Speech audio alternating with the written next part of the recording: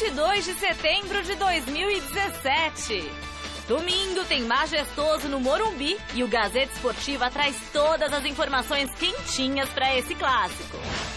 Semana decisiva de treinos fechados aqui no São Paulo, de escalação misteriosa. Se o tricolor vencer o Corinthians domingo no Morumbi lotado, escapa momentaneamente do Z4. No Corinthians, treino matinal, debaixo de muito sol. Tudo para já ir se acostumando com o horário do clássico de domingo, 11 horas da manhã, no estádio do Morumbi. Timão vai para o Majestoso com força máxima. Juninho e William treinam entre os titulares e devem começar partida contra o Fluminense no Maracanã. E ainda a goleada histórica do River Plate pela Libertadores. Neymar entre os 3 melhores jogadores do mundo. E os 10 gols concorrendo ao Prêmio Puskás. Olá, boa noite! Domingo de manhã tem Majestoso no Morumbi. Em posições bem diferentes da tabela, São Paulo e Corinthians duelam, precisando muito de uma vitória. Vamos ver. Quando se enfrentaram no primeiro turno do Brasileirão, São Paulo e Corinthians nem imaginavam o rumo que o torneio tomaria depois daquela partida. A vitória corintiana por 3-2 isolou o Timão na liderança, mantendo uma invencibilidade de 5 jogos. E fez com que o tricolor terminasse aquela rodada na 8ª colocação, ainda assim sonhando com melhores posições no ano. 19 rodadas depois, muita coisa aconteceu. Uma sequência de maus resultados fez com que o São Paulo despencasse na tabela, chegando até a zona do rebaixamento. Começava aí uma luta dramática contra a queda para a 2ª divisão. O ídolo Rogério Ceni acabou demitido. Dorival Júnior chegou para arrumar a casa. Mas nem ele conseguiu melhorar o time e o risco de queda ainda assusta. Nas últimas semanas, aparentes problemas internos começaram a vir à tona. A diretoria decidiu blindar o elenco, não permitiu entrevistas coletivas dos jogadores e fez reunião com torcedores organizados.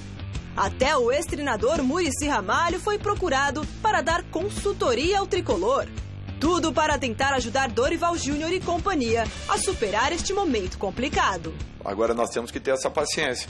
É uma equipe que ela está sendo remontada dentro do campeonato. E eu não tenho dúvidas que encontraremos um caminho pelas condições que nós temos. Já o Corinthians, do outro lado da tabela, continua líder isolado do campeonato. Tudo bem que o desempenho é ruim no 2º turno. Antes invicto, o Timão foi surpreendido por derrotas para times menores e a campanha começou a ser questionada. Ainda assim, nenhum adversário aproveitou os tropeços e o Timão se mantém favoritíssimo ao título brasileiro de 2017. Está tudo sob controle, né? Mesmo porque não podemos nos desesperar nesse momento, querer mudar sistema de jogo, sendo que não tem nem tempo para trabalhar nisso. Então é mudar as características dos atletas dentro da ideia de jogo. No próximo domingo, as duas equipes fazem o clássico Majestoso às 11 horas da manhã no estádio do Morumbi. No último clássico que o Timão disputou fora de casa, perdeu para o Santos por 2-0. Uma vitória, portanto, seria crucial para o alvinegro resgatar a confiança inabalável que o time tinha no primeiro turno. Já para o tricolor, um bom resultado contra o rival embalaria o time para sair da crise e superar o fantasma da Série B. Apesar do momento ruim, a torcida tricolor não abandonou o time e tem comparecido em peso aos jogos dentro de casa. É o Majestoso, histórico, disputado e muito importante para o momento dos dois times.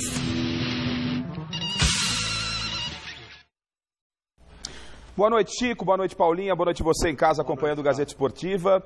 Vamos começar pelo lado negativo do clássico, né? Porque tudo é muito positivo nesse encontro. O lado negativo é um jogo desse tamanho acontecer às 11 horas da manhã no estádio do Morumbi, casa cheia, né? Já foram vendidos mais de 50 mil ingressos. Isso é lamentável, mas infelizmente os clubes assinam. Quem paga tem o direito de escolher o horário, já que os clubes não se opõem, mas é uma perda considerável para o espetáculo, para o torcedor, para quem gosta do futebol. Era um jogo para as 4 da tarde, estádio do Morumbi bombando.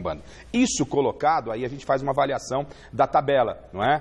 Corinthians líder, com 10 pontos de vantagem, com ótima possibilidade de ser campeão, mas em baixa, num momento de decrescente, né? E o São Paulo, lá nas últimas colocações, crescendo um pouco na competição. O que significa isso? De que forma a gente pode traduzir isso? De que todos esses aspectos colocados, eles vão fazer pouquíssima diferença, no meu entendimento, Chico, na partida de domingo. O que pode fazer diferença, sim, é a condição que o Corinthians tem de poder jogar na casa do adversário como gosta. O São Paulo vai ter que sair para o jogo, diferentemente do que foi no meio de semana contra o Racing, quando o Racing fez uma vantagem de 1 gol aqui em São Paulo e aí levou para Buenos Aires o empate por 0-0. E aí me surpreendeu a postura do Corinthians, né, que pegava a bola, não sabia o que ia fazer. O Carille esperou que o Racing fosse atacar, o Racing não fez isso, fechou uma linha de 3 com os laterais bem recuados e o Corinthians não conseguia penetrar. Amanhã não. Domingo não. O São Paulo tem que se abrir, o São Paulo precisa ganhar. Vai ser empurrado pela torcida e se o Corinthians tiver, como esteve no primeiro turno, um time concentrado, com as duas linhas muito próximas, um time que vai explorar muito a velocidade do Arana pela esquerda, o Fagner pela direita, o Romero, o Corinthians pode se dar bem. Né? O que não pode acontecer para o seu Corinthians, Chico, é sofrer um gol. Porque o Corinthians, quando tem que propor o jogo, quando tem que criar alguma coisa, não cria, porque as peças que são responsáveis por isso, a principal delas é o Jadson e o Rodriguinho, estão em baixa. E é natural. O que está acontecendo com o seu Corinthians, Chico, é natural. O problema é que o Corinthians não tem elenco. Essa queda é natural, todo mundo apresenta. Mas aí, né, o Carille olha para o banco, encontra lá Giovanni Augusto, aquelas nhacas, aquelas tiriças todas, meu amigo. É torcer para não tomar o gol. Se fizer o gol, aí o São Paulo vai para o desespero, mas é um grande jogo. Bom, Rafa, eu já estou mais otimista que você. Concordo com você que 11 horas é um horário horrível para um jogo desse tamanho, né? É evidentemente quem tiver com preparo físico melhor vai levar vantagem, né? Geralmente o Corinthians nesses jogos das 11 horas vai muito bem, né? O São Paulo nem tanto. O preparo físico do Corinthians é melhor, pode ser que isso favoreça o Corinthians. Mas o São Paulo, como você falou, está desesperado. E não só desesperado, está nervoso, está pressionado. Tanto é verdade que essa semana toda quase ninguém falou, lei do silêncio, o Dorival Júnior fechou os treinamentos. E o Corinthians, ao contrário do São Paulo, abriu tudo. Já deu escalação, já está com o time pronto, já está tudo certo. Treinou abertamente, sem segredo, sem nada. Quer dizer, é o mesmo Corinthians. Agora, a fase do Corinthians não é boa, você tem razão. A fase não é boa. Mas nós estávamos fazendo um cálculo aqui, na verdade, depois do segundo turno, o Corinthians perdeu 3 partidas, ganhou 2 e empatou 2. Quer dizer, não é a campanha dos sonhos, mas para um time que a gente esperava que fosse cair, até que não caiu tanto, né? Então, eu acho que vai ser um grande espetáculo, um grande jogo e salve-se quem puder, né, Paulinha? Salve-se quem puder. No confronto entre São Paulo e Corinthians, ainda em abril, pelo Paulistão, o zagueiro Rodrigo Caio praticou o fair play em lance com o atacante Jô, salvando o corintiano de uma suspensão na partida seguinte. 5 meses depois, já pelo Brasileiro, o Jô marcou um gol de mão contra o Vasco e não assumiu a irregularidade. O que será que o pessoal pensa sobre esse assunto nas ruas? Vinícius Rodrigues foi descobrir. Fair play ou não fair play? Eis a questão. 2 protagonistas do fair play no futebol brasileiro, Rodrigo Caio e Jô, se encontram domingo no Grande Clássico. Mas afinal de contas, o que será que o povo paulistano pensa de toda essa polêmica? Vamos ver. A partir do momento que você está jogando, está defendendo, está vestindo sua camisa, entendeu? Você tem que honrar com ela. Tudo bem, fair play é uma coisa interessante, tem que fazer, tem que aprofundar. O Jô é sacana, né, velho? O Jô fala que é fair play, mas não faz nada o Jô, né? Vai ser vergonha, o Jô. O Rodrigo Caio, eu não gostei da atitude dele, eu não gostei. Mas só que ele foi digno, né? O Jô não. Fala que é evangélico, mas pipocou. Não pode julgar o cara fora de campo. Dentro do campo foi outra situação, outro calor, no calor das emoções. Eu jogo futebol também, então não querendo nem defender, nem acusar. Ele teve apenas uma atitude infeliz. Já o Rodrigo Caio teve uma atitude expressamente e literalmente feliz, quando ele se acusou de uma situação que ia prejudicar. Achei certo, mas pena que o São Paulo perdeu, né? Eu sou São Paulino, mas ele tá certo, mano. Tem que ser assim, honesto. Você acha que a honestidade às vezes é mais importante do que perder um jogo? Depende, né? Pro Corinthians é meio complicado, né? Porque, rivalidade, né? Mas tem que ser honesto. Gracias. Castola, mulher, la corpolha. Querido, la gracia. le mucho, le baila comigo, chama para bailar. Complicado, né? O cara não vai falar contra ele mesmo na frente da torcida, ainda mais corintiano, né? Que a torcida pega muito no pé mesmo, mas seria o certo falar que aconteceu, foi sem querer, o juiz deu gol, não tem nada a ver com isso, né? Pelo menos isso, né? Eu acho que futebol tem que ter suas polêmicas. Agora você não pode deixar se levar e colocar Deus no meio de tudo isso. O Jô acho que se queimou com isso tudo aí, entendeu? Chega aí, vamos falar da mão do Jô, cara. O que você achou do lance? Foi rapidinho, um minuto, não consigo. A gente fala, tô com pressa mesmo. Tá com pressa, ó. Se fosse falar do título mundial, do Cássio, os caras falam, mas toque de mão, polêmica, fair play, os caras não querem falar, velho. Torcedor do São Paulo, você acha que vai pegar no pé do Jô ou não? Ah, vai, com certeza. Já tem que dar logo uma chegada no jogo pra acabar esse negócio de fair play. O Jô tá sem moral. Moral teve o Rodrigo Caio. O Jô não teve moral. Ele não fez o fair play. E a enquete do dia é sobre esse assunto. Em caso de lance polêmico, os jogadores devem usar fair play no clássico? Sim ou não? Para participar, acesse o site gazetesportiva.com e dê a sua opinião. O que vocês acham? Ó, eu vou dar o meu voto, mas vou justificar, Chico. Não, acho que não. Tá muito chato o futebol, essa história de fair play. Né? Fair play, o que é o jogo limpo no meu entendimento? É o cara ser leal com o adversário, é o cara não entrar na maldade, não quebrar um adversário. Isso pra mim é fair play. Então quer dizer, vamos voltar especificamente no gol do Jô contra o Vasco da Gama. O Jô sofreu 2 pênaltis, tá certo? Então o Jô chega pro árbitro e fala, ó, árbitro, eu toquei com a mão na bola, não foi gol. Mas aí no lance anterior o Jô falou, ô seu árbitro, foi pênalti aqui pro Corinthians, o árbitro vai atender o Jô? Não. Então que porcaria é essa? Quer dizer que tudo bem. Então o árbitro só acredita quando é desfavorável ao cara, não é? Então, gente, para isso tem o árbitro.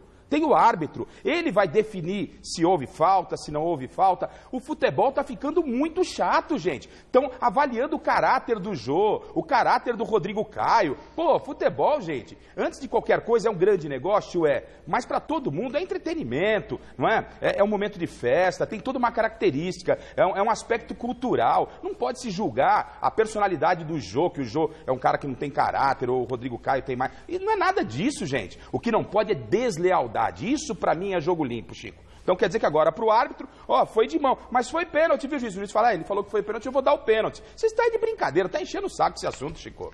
É o seguinte, Rafa, na verdade, isso aí foi um assunto que a mídia explorou. E como o povo brasileiro não tem opinião, como dizia o Dalmo Pessoa, tanto é verdade que não tem opinião, que tem cara que leva radinho para ouvir a partida, vai no estádio com o rádio no ouvido, ou hoje vai no estádio, mas fica ligado na televisãozinha. Então para que você tá lá no campo? Você está lá para ver o jogo. É que o cara não tem opinião. Ele vê um lance, ele quer saber o que o juiz que tá comentando a partida achou. Então, quer dizer, o brasileiro não tem opinião, definitivamente não tem opinião e não sabe de nada. Ele sempre repete a opinião dos outros como papagaio, né? Porque, na verdade, o que fizeram com o jogo foi uma baita de uma sacanagem, né? Porque, como disse o Garrafa, eu concordo, a essência do futebol, qual é? A disputa. Evidentemente, vai falar para o time do Racing, que pegou o Corinthians, que, olha, se vocês fizerem gol de mão, vocês acusem, por favor, hein?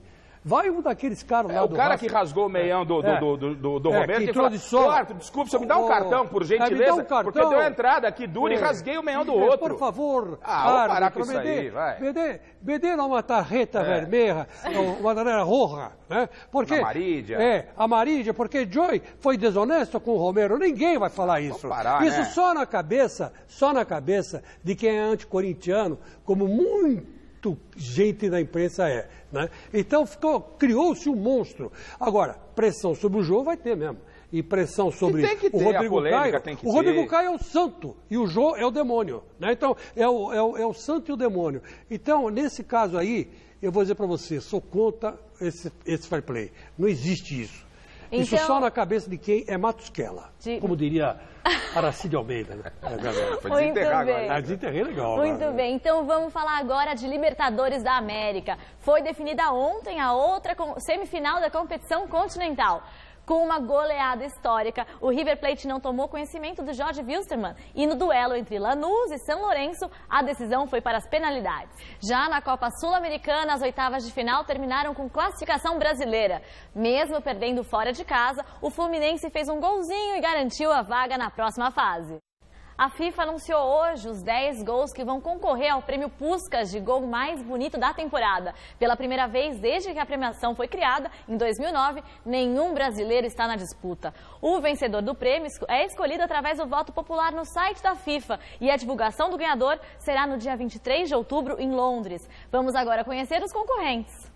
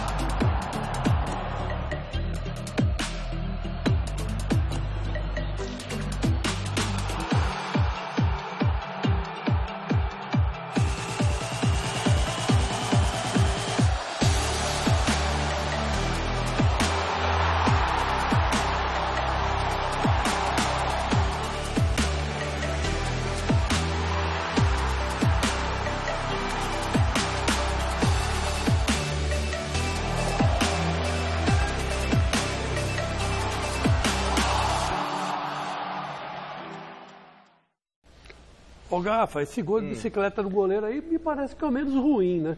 O nível baixo. Nível né? baixo, nível baixíssimo. O Mandzukic da Juve, por ser uma final de Champions, para mim fica com o voto. Mas, olha, nível baixíssimo, viu? Mas eu gostei do gol de bicicleta do goleiro. Olha que golaço. Ah, esse foi bonito. É bonito, plasticamente bonito. Ganha até pelo aspecto de ter sido um goleiro, né? Mas... ter sido um goleiro, porque é difícil sair gol de goleiro, né? É muito difícil. Depois que o Rogério Ceni parou, que ele batia muito pênalti, muita falta, mesmo assim, né, o Iguita, né, aí teve também o Rogério, enfim, esses goleiros faziam gols, muitos gols, mas de falta e de pênalti, né, o Chilavert, né, mas o Rogério Ceni foi melhor que todos, fez quase 130 gols, né, agora esse aí valeu pelos 130 do Rogério, hein? Ave Maria. Maravilhoso.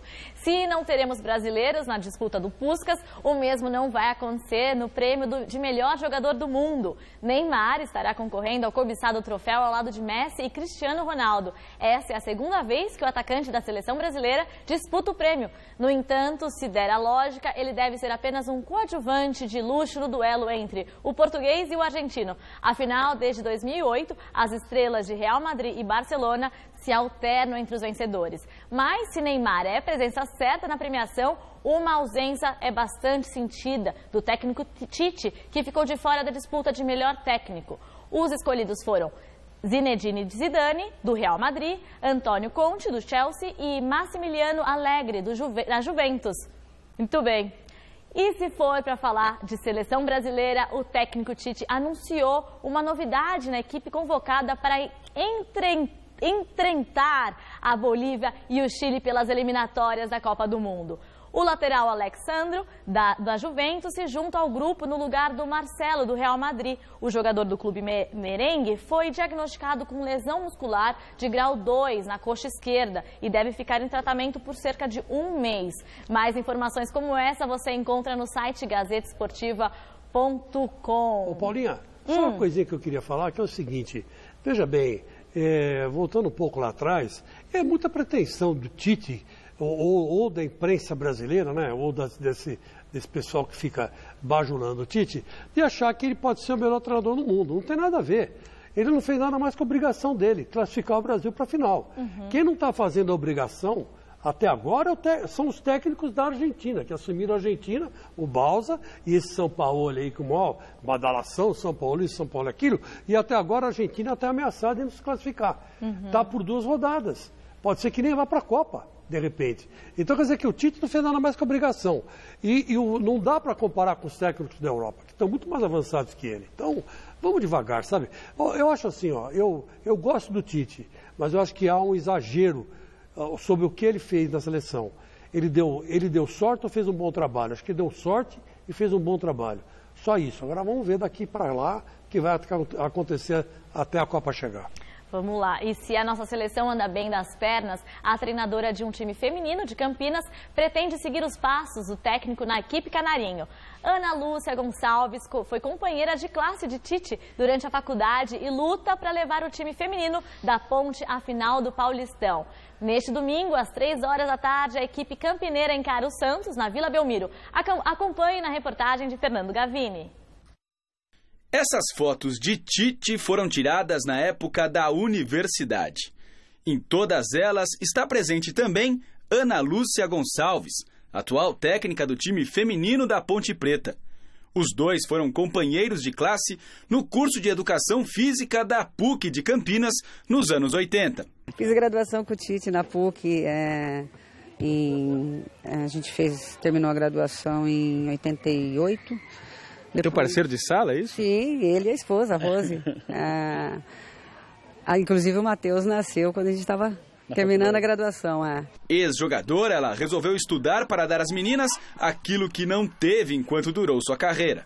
Se hoje ainda tem tantas dificuldades no futebol feminino, você imagina quando eu joguei, né?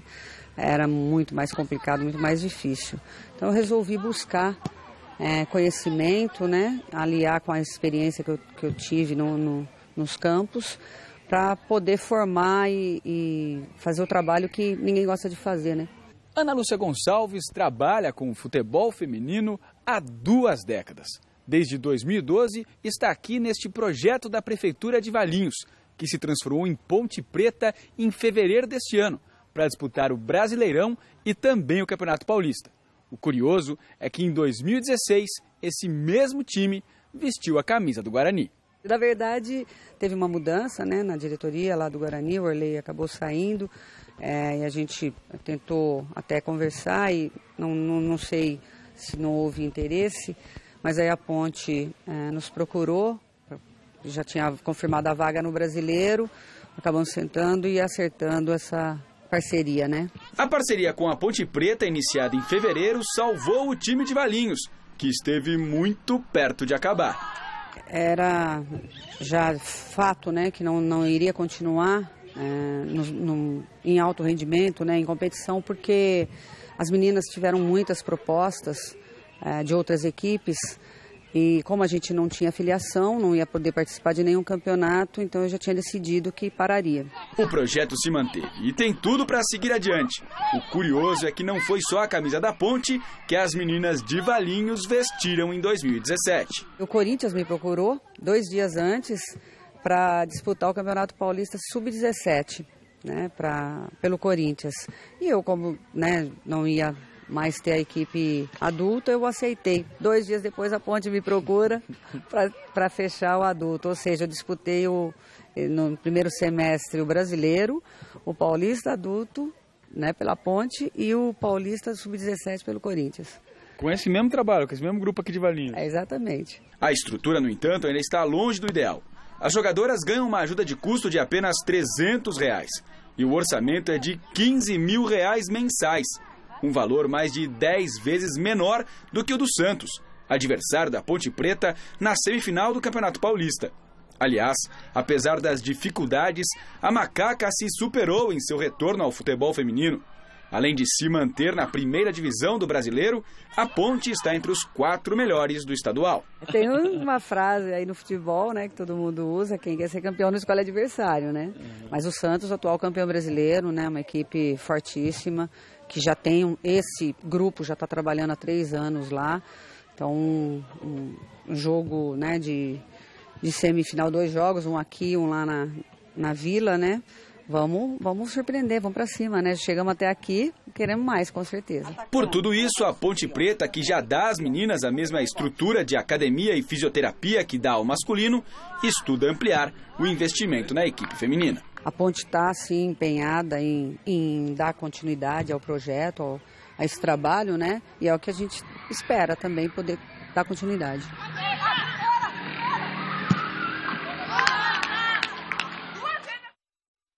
E falando em futebol feminino, a treinadora da seleção, Emily Lima, foi demitida do cargo nesta sexta-feira. Emily não resistiu a sequências de 6 jogos sem vitórias e acabou sendo desligada nesta manhã. Em contato com o site gazetesportiva.com, a treinadora disse que não teve respaldo do coordenador técnico da categoria, Marco Aurélio Cunha. Já Marco Aurélio, por sua vez, disse que deu todo o respaldo possível, que não tem autoridade para decidir nada sozinho e que suas decisões são tomadas em conjunto com a CBF. O nome mais cotado para a vaga em aberto é Osvaldo Alvarez, o Vadão, que foi técnico da seleção brasileira feminina durante os Jogos Olímpicos de 2006. Para mais informações, acesse o site gazetesportiva.com. E domingão tem mesa redonda, futebol debate, ao vivo a partir das 9 horas da noite com a Michele Janela, que volta de férias. Vamos falar muito da 25ª rodada do Brasileirão, com destaque, é claro, para o clássico majestoso entre São Paulo e Corinthians. Estarão em nossos estúdios o ídolo palmeirense César Sampaio e o técnico Fernando Diniz, que atualmente está sem clube. Imperdível, né, Chico? Ah, sem dúvida nenhuma, principalmente porque o César Sampaio conhece muito futebol. E o Fernando Diniz, então, nem se fale, né? Veio com uma ideia nova, diferente, acabou dando certo durante o período no Audax. E o César Sampaio é aquela coisa, é um cara divertido e um cara que sabe o que fala e o que diz sobre bola, né? Então você não pode perder. E os dois vão analisar, né, o clássico, evidentemente, entre São Paulo e Corinthians, às 11 horas da manhã. Claro. Quem será que vai ganhar? Vamos descobrir no domingo, né? Sem dúvida. Falando em 25ª rodada, vamos ver quais são os jogos deste final de semana. Amanhã, 2 partidas, Flamengo e Avaí na Ilha do Urubu, às 7 da noite. E Santos e Atlético Paranaense, às 9, na Vila Belmiro. No domingo, às 11 da manhã, o clássico entre São Paulo e Corinthians, no Morumbi, às 4 horas da tarde, mais 4 partidas. No Maracanã, o Fluminense encara o Palmeiras, no Couto Pereira.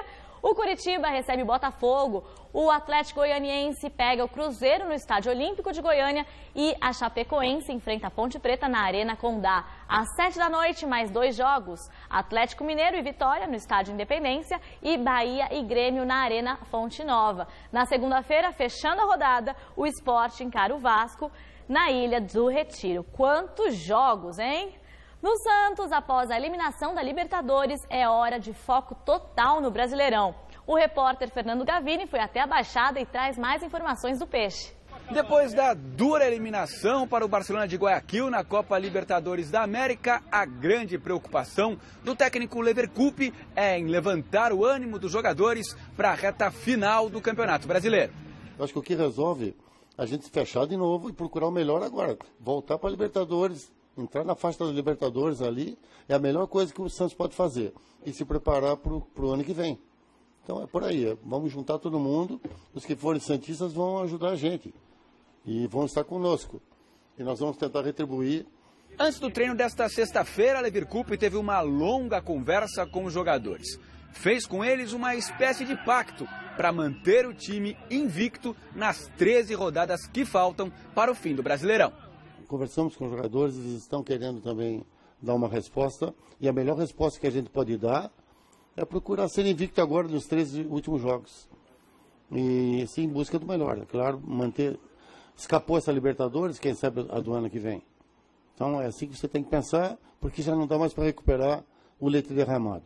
O próximo jogo será na noite deste sábado, na Vila Belmiro, contra o Atlético Paranaense. O time será muito parecido com aquele que foi eliminado pelo Barcelona de Guayaquil, até porque os desfalques continuam. Renato, Lucas Lima e Vitor Ferraz estão fora da partida, entregues ao departamento médico. Além disso, o Leandro Donizete cumpre suspensão automática. Preocupado com as reações após a eliminação contra o Barcelona, Leverkusen deixou um recado para a torcida. Ninguém saiu por falta de vontade, ninguém saiu por descompromisso. Foi uma fatalidade do jogo, mérito do adversário. Pode negar o mérito do adversário, entende? Então não há assim muito o que contestar. Então eu acho que isso não há motivo para levar uma pessoa a tomar uma decisão impensada. Tá? Então se alguém sai prejudicado de um jogo, são os profissionais. Quer dizer, nós prejudicamos a nós mesmos, entende? Não é Então fica todo mundo magoado, mas eu acho que o futebol, religião, política são situações difíceis. As pessoas reagem com muito coração e às vezes sem a razão. Então a necessidade de justiça ela está muito latente, assim, né? Então, o povo está querendo justiça. E eu acho que primeiro os políticos, gente, e depois o pessoal do futebol. Bom, o Levi fez uma análise até que, vamos dizer assim, bastante perspicaz do que acontece hoje na realidade brasileira. Mas dentro de campo, o Santos realmente não tem jogado bem. E o Alberto Helena Júnior tem razão, quando ele disse que nem o Corinthians tinha um elenco completo de 15, 16 jogadores para disputar o brasileiro e está conseguindo fazer milagre. E o Santos estava invicto da mesma forma na Libertadores. Quando precisou de jogadores para manter o mesmo nível no meio campo, não teve. O Helena falou isso ontem aqui, ele tem razão. A análise dele foi perfeita. E não vai ter também agora os mesmos jogadores necessários para vencer o Atlético Paranaense. Quer dizer, pode ser a segunda decepção na Vila. E eu não estranharia. Agora, e o Cuspão, o Cusparão? Vai jogar o Cusparão? O Bruno Henrique, que cuspiu na boca do adversário? A imprensa não falou nada, nada.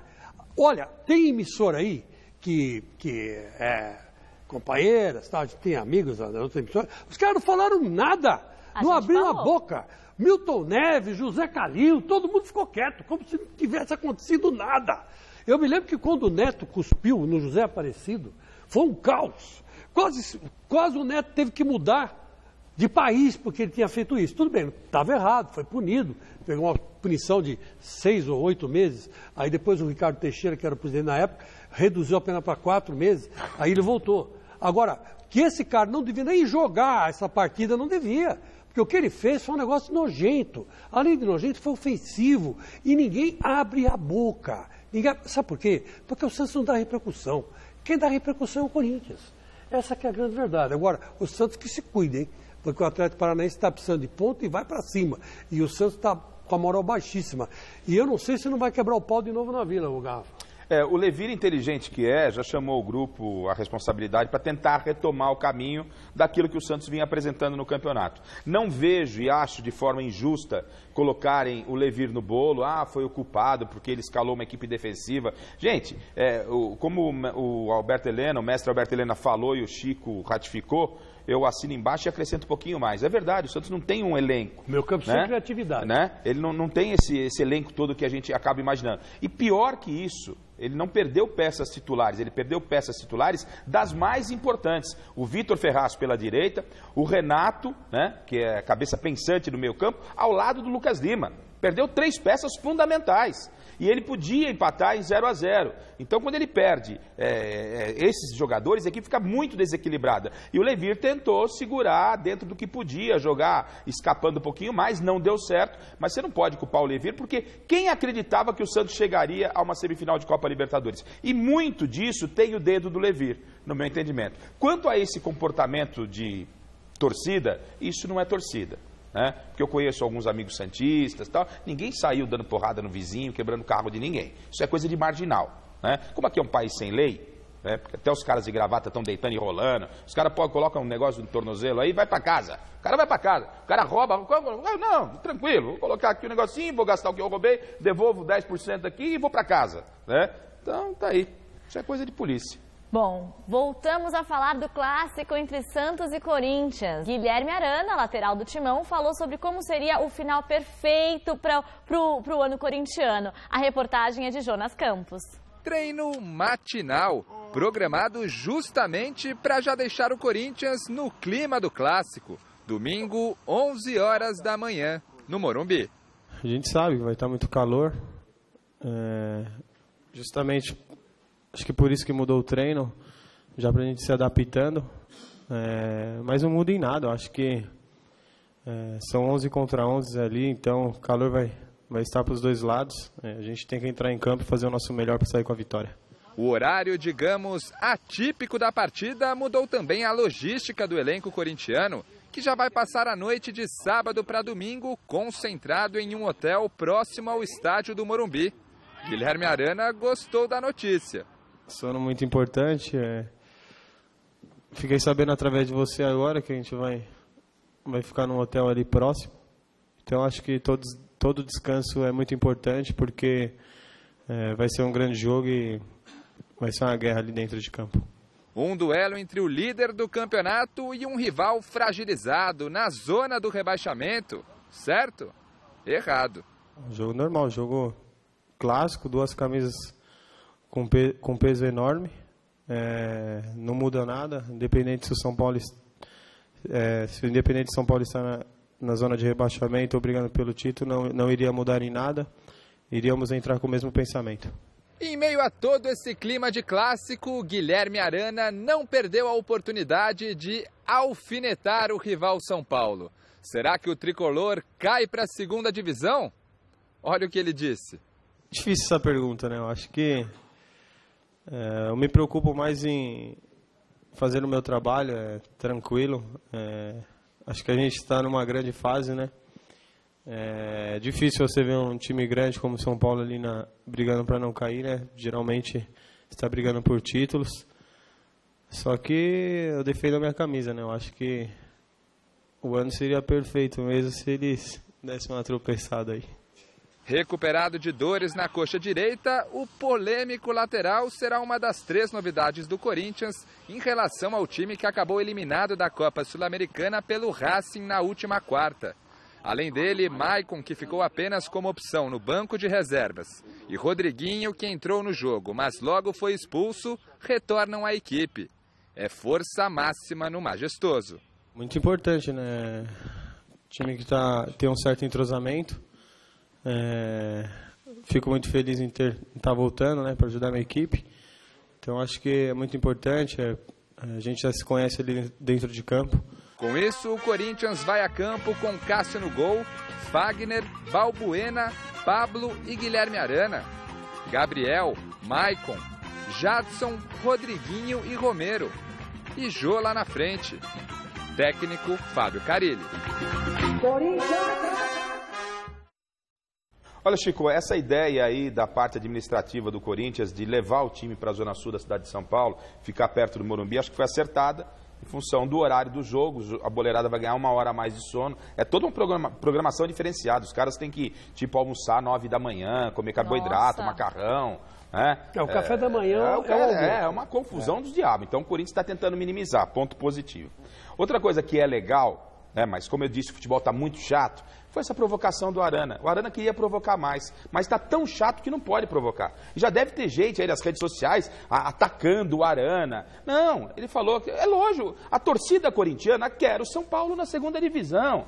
E é lógico que ele não está desejando isso, ele está falando, dando aquela cutucada, podia cutucar mais. E aí o pessoal de São Paulo podia cutucar da seguinte forma: o Corinthians com 10 pontos, nem a própria torcida confia no time, acha que vai perder o título. Isso é o futebol. Isso é o futebol. Isso não tira o profissionalismo. Isso me lembra a época do Vampeta, que o Vampeta brincava com o Bambi, brincava com o peixe lá.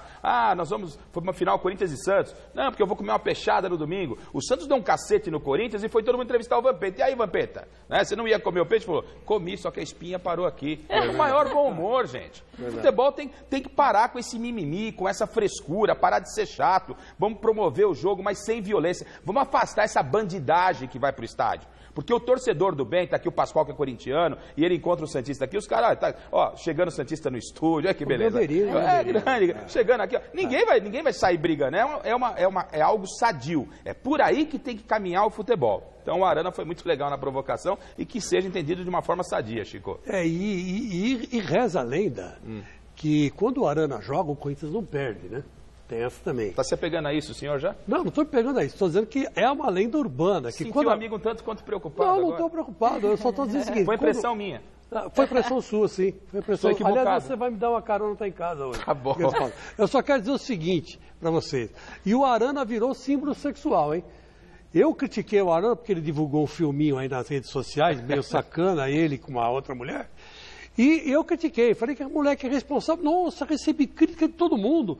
Deixa o menino, se não fizer isso nessa idade, vai fazer quando? É verdade, e não sei o que lá. Me calei. Certo. O cara virou símbolo sexual. E dá sorte pro Corinthians? Então vai, meu filho, vai com Deus. Eu não sou seu pai, você não vai casar com as minhas filhas.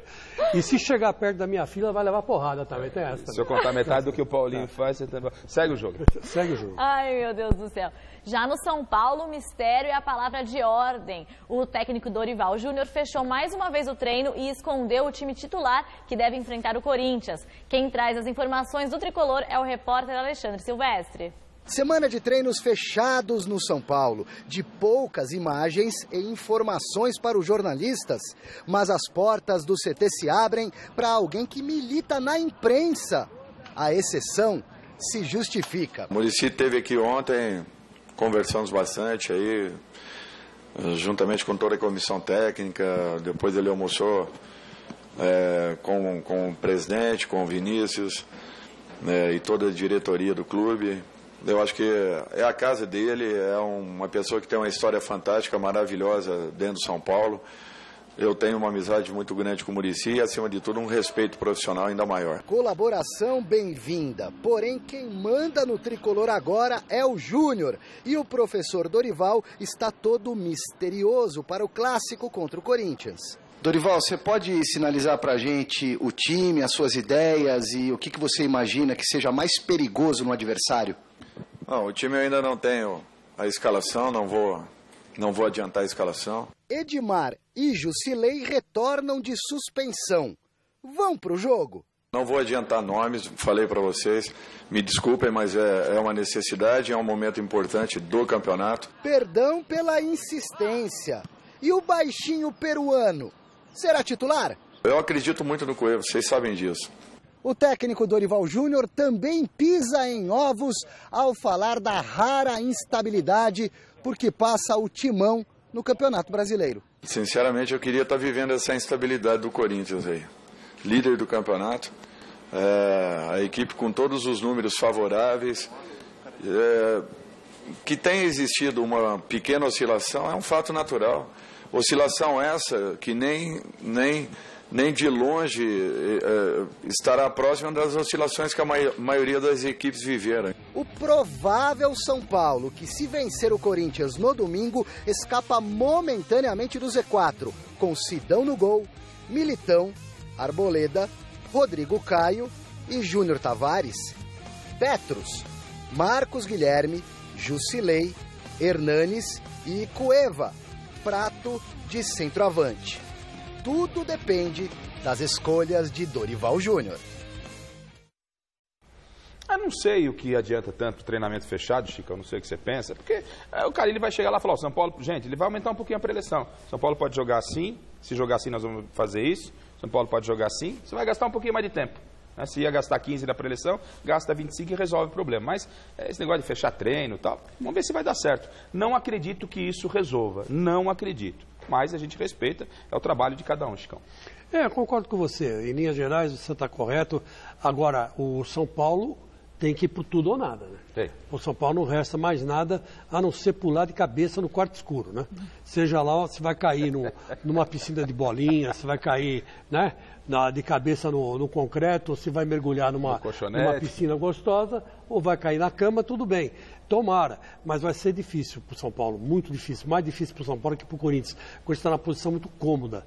Então, por isso que eu acho que o Corinthians deve vencer essa partida por um placar apertado, placar difícil, 7-0 para o Corinthians. Meu Deus do céu, o que é isso?